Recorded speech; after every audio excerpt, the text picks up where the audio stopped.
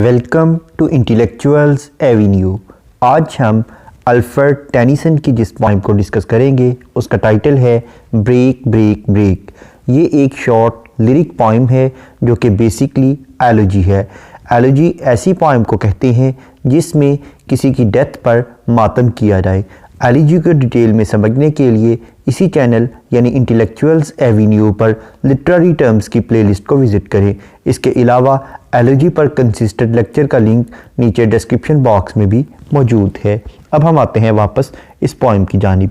ये poem Tennyson ने अपने एक दोस्त जिसका नाम आर्थर हेनरी हालम था उसकी याद में लिखी। उसके फ्रेंड की डेथ 1833 में हुई तो उसकी याद में 1835 में यानी 2 साल बाद पोइट ने इस पोइम को कंपोज किया। जब वो सुबह के वक़्त लिंकनशायर में सोमर्सबाई के नज़दीक वॉक कर रहा था जहाँ पर उसका दोस्त आर्थर हेनरी हालम दफन था, तो उस वक़्त उसने इस पोइम को कंपोज किया। ये पोइम 1842 में पब्लिश हुई। ये टोटल 4 क्वार्टरेन्स पर कंसिस्टेड है। क्वार्टरेन का मतलब है 4 लाइंस पर कंसिस्टेड स्टेंजा। तो इस तरह से 4 क्वार्टरेन्स पर कंसिस्टेड होने की वजह से इस पोइम की टोटल लाइंस की स्ट्रेंथ है 16। अब हम आते हैं इस पोइम के टेक्स्ट की जानिब।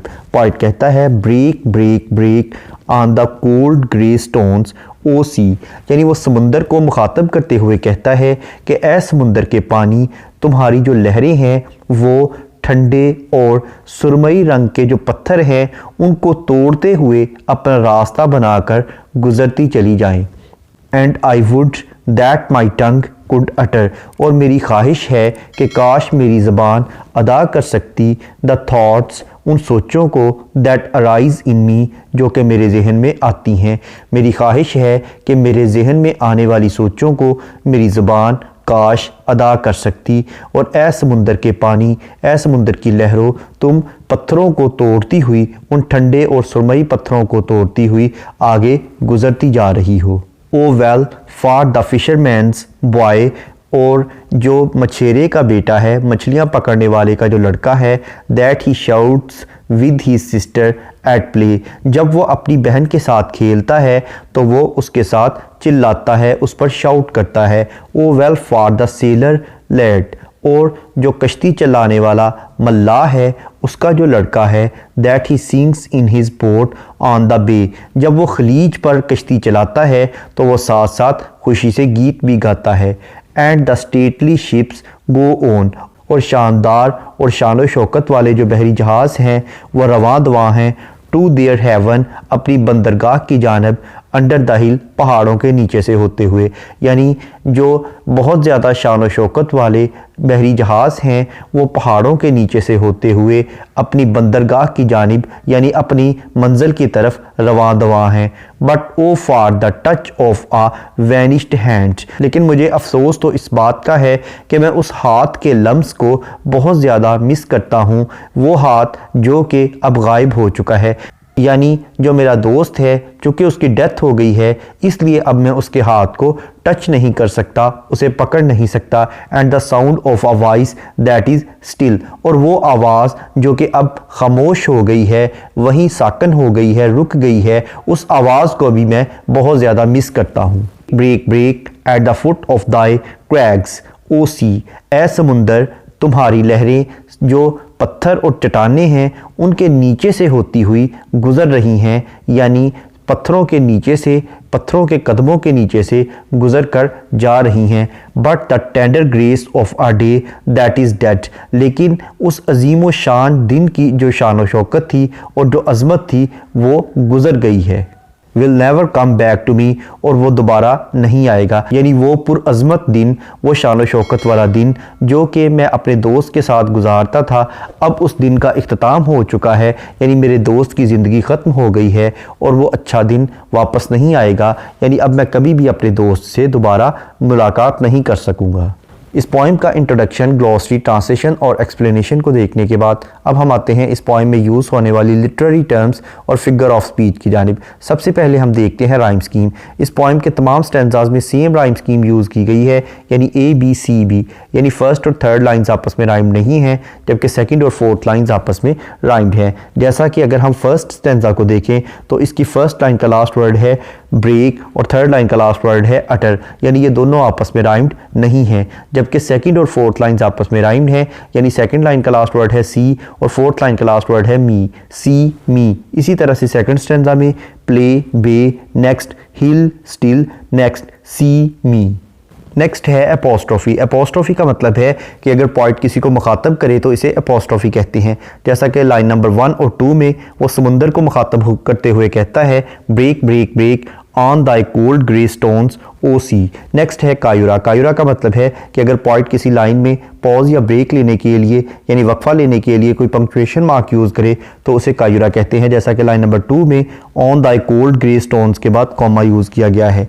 नेक्स्ट है एंजाममेंट। एंजाममेंट का मतलब है कि अगर किसी लाइन को पढ़ने के बाद उसकी प्रॉपर अंडरस्टैंडिंग डेवलप ना हो बल्कि इसके लिए नेक्स्ट लाइन की सपोर्ट की ज़रूरत हो तो ऐसी लाइन को रन ऑन लाइन कहते हैं और इस टेक्निक को एंजाममेंट कहते हैं।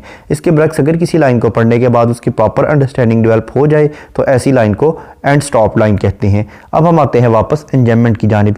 इस पॉइंट की लाइन नंबर 3 एक रन ऑन लाइन है जिसमें पॉइंट कहता है and I would that my tongue could utter, और मेरी ख्वाहिश है कि काश मेरी ज़बान बोल सकती, मेरी ज़बान अदा कर सकती। अब वो किस चीज़ को अदा कर सकती, वो लाइन नंबर 4 में बयान करता है the thoughts that arise in me, उन सोचों को अदा कर सकती जो कि मेरे अंदर बुलंद हो रही हैं। नेक्स्ट है सिनिक्टिकी। सिनिक्टिकी का मतलब है कि अगर पॉइंट किसी चीज़ को मुकम्मल तौर पर बयान करने की बजाय उसके किसी ऑर्गन या पार्ट का जिक्र करे तो इसे सिनिक्टिकी कहते हैं। जैसा कि लाइन नंबर 11 को अगर हम देखें तो इसमें पॉइंट अपने दोस्त के हैंड का जिक्र करता है, यानी उसके हाथ का जिक्र करता है। नेक्स्ट है पर्सोनिफिकेशन। पर्सोनिफिकेशन का मतलब है to give human traits to the non living things, यानी बेजान चीज़ों को जानदारों की खसूसियत अता कर देना।